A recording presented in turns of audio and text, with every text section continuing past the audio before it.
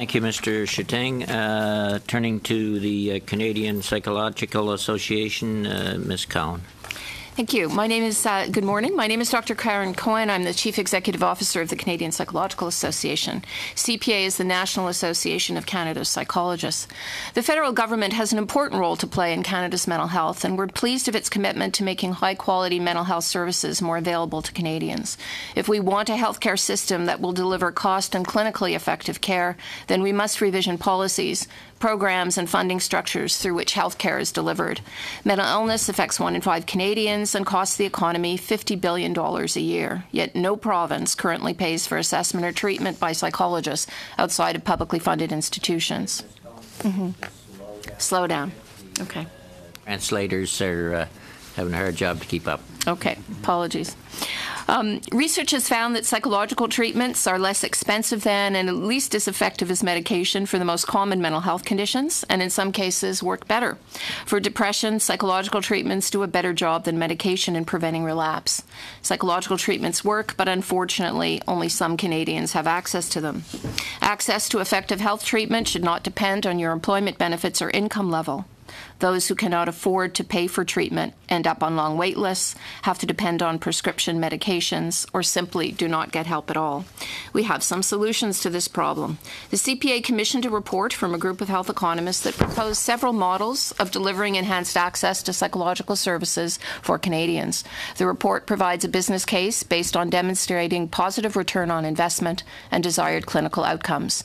In the past decade, the United Kingdom and Australia have made huge investments in publicly funded therapy.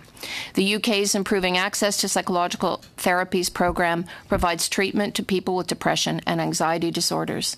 The new Health Accord could improve access to psychological services by adapting similar programs here in Canada. I also want to bring your attention to an issue that is extremely important to psychologists and their patients. Budget 2013 included an unclear statement about change to the GST, about what is and is not considered a health service. Because of this change, psychologists and other healthcare providers have to charge their patients GST for some services. The new tax came into effect immediately, and the government predicts that it will collect only $1 million in 2015-16 and $2 million in 16-17. This tax policy runs counter to the government's agenda to advance mental health in Canada. Despite the fact that the tax came into effect 3 years ago, it remains unclear what services should be taxed and which are exempt. Advice provided to our members from the Canada Revenue Agency have been inconsistent and contradictory. For example, we are fairly certain that an assessment to determine the impact of child sexual abuse in adult survivors for the purposes of civil litigation is now subject to tax. Also taxed are evaluations for the purposes of establishing eligibility for disability, fitness to stand trial, and mediation in a divorce proceeding. In the spring of 2015, we were told by CRA that additional clarification was coming, but none has materialized. We hope that this situation can be rectified in the upcoming budget. Investment in psychological research is also paramount to Canada's social fabric. Psychological research has broad and significant application to the well-being of Canadians and their communities, creating an understanding of people, human problems, and the many environments as which we live. And finally, as has already been mentioned, a strong science culture relies on the availability of national statistics with common data points.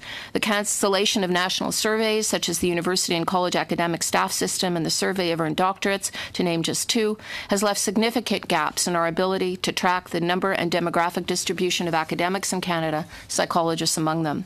Without such surveys, we don't know how many people have attained graduate degrees in psychology, who is working where, and if there are enough psychologists to meet current teaching, research, and health service needs of Canadians.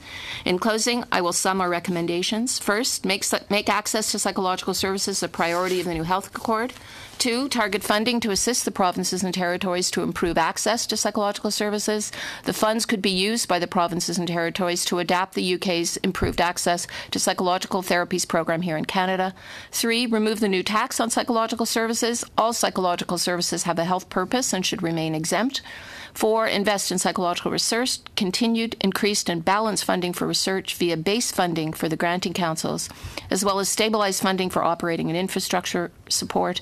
And finally, we hope that this budget will include funding for Statistics Canada to reinstate the surveys that are critical to the development and maintenance of good programming and policy. Thank you.